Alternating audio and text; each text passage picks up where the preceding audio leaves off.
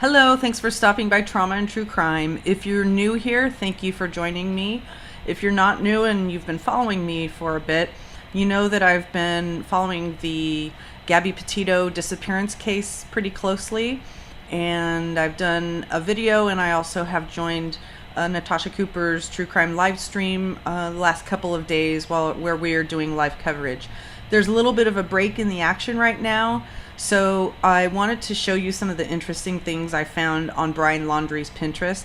I want to make sure you understand, though, that none of this that I'm about to show you means anything more than understanding what this person is attracted to, what he wants to show on his Pinterest as representing him as a person. But we can't make any conclusions based on it. I just happen to be a social media expert, but also someone who has a deep understanding of, human behavior. But again, I'm not a doctor, I'm not a lawyer, I'm not even a forensic psychologist, nothing like that. I'm just doing this to try to give some of the insights that I have. And I'm also listening to the police scanner right now to listen for anything that might come up on the search. So apologies if you hear that breaking in a few times. So it wasn't even clear to me that Brian Laudrie had a Pinterest until I saw it posted on Facebook, and somebody else saw some of his pins, and I went into his Pinterest. And for those of you who don't know how Pinterest works, Pinterest isn't where you post your own media and then you create a caption. What it is when people post their memes or their pictures or whatever, you pin it to your profile to say, wow, I like this. So none of these things were, that unless noted, actually created by Brian. They were pinned by him to say, ooh, I like this. Now, there are a few in here that are pins of his own artwork, so I will show that as well. But these are just, these just show the kinds of things that are in his mind. With that, let's just go into a few of his folders. And for those of you who don't know how Pinterest works, these are different folders that he has created and named. And then he puts pins from around Pinterest or around the internet. Pinterest makes it very easy for you to pin something just from anywhere on the internet, not just on Pinterest. So you could just, take a quick snap of something, and then there's even a Chrome or a social or a browser plugin that you can for Pinterest, where you could just say, oops, pin, I want to pin this. There are a couple of folders of his that really, really stood out to me. One is, I noticed that he has a tendency to take pictures of girls or be attracted or pin pictures of women or young women with, that look very, very similar to Gabby, almost as if she's like his model. You see that this particular person is, posed in a certain pose. And I also noticed that Gabby has a tendency to be posed in those types of poses in the social media, very catalog-y type poses. And obviously this pose to me is extremely similar to that pose. So he has a tendency to like to, if he's controlling her, give her direction. And to me, it looks like by the smile that she has on her face here, she's going, oh, okay, I'll do that too. Okay, I'll pose like this too. Again, this is total conjecture, but this is kind of the behavior that I see here. Going back to all of his folders. My heart. This folder was very interesting to me because something that says, this basically is titled My Heart, and ostensibly you would think, okay, these are the things that capture his heart. These are the things that make him feel the most. These are the things that he envisions, that he likes and connects with. That's exactly what Pinterest is for, to show what you like and connect with, and maybe to have inspiration for your own design. And Brian, is an artist. He draws. Now, I'll show you what I found interesting.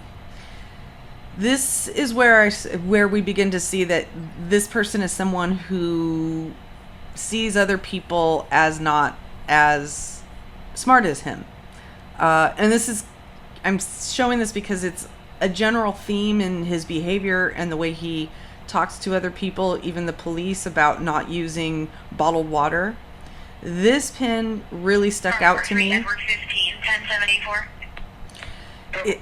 It says nyctophilia, love of darkness of night, finding relaxation or comfort in the darkness.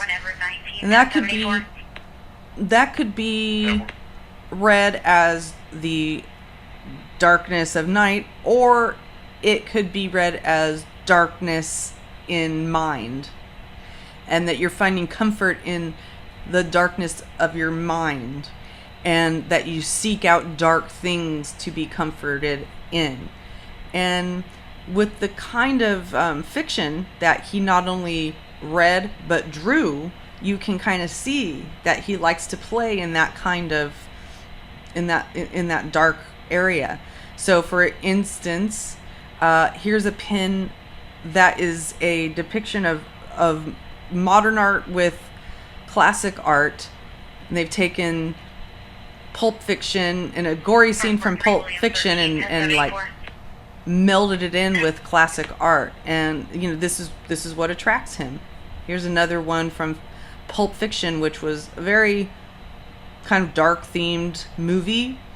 This is the scene where John Travolta is about to stab her in the heart with Narconon. It's only after we've lost everything that we're free to do anything. And did I do something wrong? Did I mess up? Why won't you talk to me? Where'd you go? Sorry. Should I apologize? Am I bothering you? Sorry. What did I do? Sorry. Are you busy? Is it my fault? Are you okay? What happened?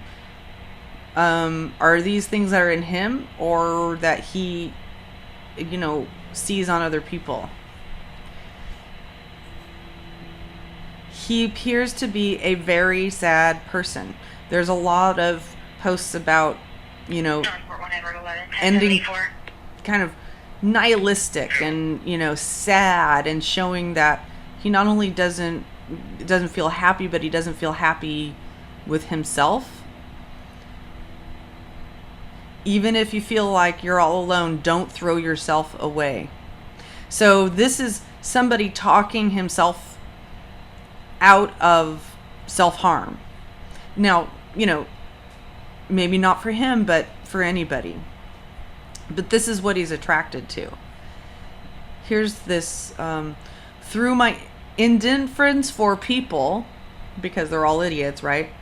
I've been placed outside of their society. Now I live in a ghost world, enclosed in my dreams and imaginings. All right. Is that where he is right now? You do it to yourself, and that's what really hurts. That's a Radiohead lyric, actually. I know that it's from a song called Just. And I'm very familiar with that lyric because Radiohead is my favorite band of all time. I come from a place where I was comforted by these kinds of somber themes, and you do it to yourself, and that's what really hurts. There were a few others I saw on here, and also here's a Batman talking to, well, it's time for me to die. You're only coming through in waves. That's a Pink Floyd lyric. Anxiety. What if nobody likes me? What if I taste weird? What if I'm too old? What if I'm too hot? What if I'm just right and can never live up to it again? You have grown in ways you never thought you would grow, and the progress you have made matters more than you know. So that's more encouragement for himself. Brian posted this. It's very, very similar to, his own fiance and what she was attracted to and what she wore. This is an interesting one. Anger transference. And honestly, I think this is a pretty good cartoon.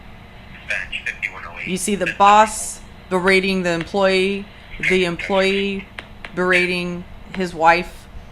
And this is, obviously vintage, so it's depicted to be in, maybe the 50s or 60s or something. The wife then berating the child, and the child berating the cat. This is classic transgenerational trauma, but in a very simplified, reduced form. I just want someone to take me out, like on a date or with a gun sniper, surprise me. So, themes of being wiped out, of ending things, lots of ghost images. So why did he leave me here alone? 'Cause you scare, you too, birdie girl. Who knows what this means, but here is this image stuck Instagram, and saw that he had, actually it was Gabby's Instagram, and saw that she had posted an image of herself that obviously Brian took. And she talks about it, and it was taken at a place I know very, very well, the Santa Cruz Beach Boardwalk. So there's that picture of her, and then here is the image that he pinned. And he pinned it right around the same, this looks like it was done around 2 years ago. They met in high school, but they started dating a couple of years ago. So obviously he saw this, it was inspired by it, and said, hey girl, there's a skee ball machine, why don't you pose like that too? This is where we see that he was pinning designs from his own store, Bizarre Designs. Of course, there's nothing wrong with using your girlfriend, who is very good looking, to model your stuff. But when you put together the totality of the types of things that he is posting on Pinterest, posting in Instagram, and then the behavior that we're seeing now, and also the behavior that he displayed during the body cam footage and the altercation that they had, you can see that he doesn't think of her as an equal. He thinks of her as something that he gets to, do with what he wants from a relationship perspective, and maybe even control her. So those are my observations, guys. I mean, again, speculation. I do not know this person. I don't know what his motivations are. I don't know what he's done, but I just wanted to give you a little bit of analysis into what I'm seeing here on social media based on my experience. Thank you.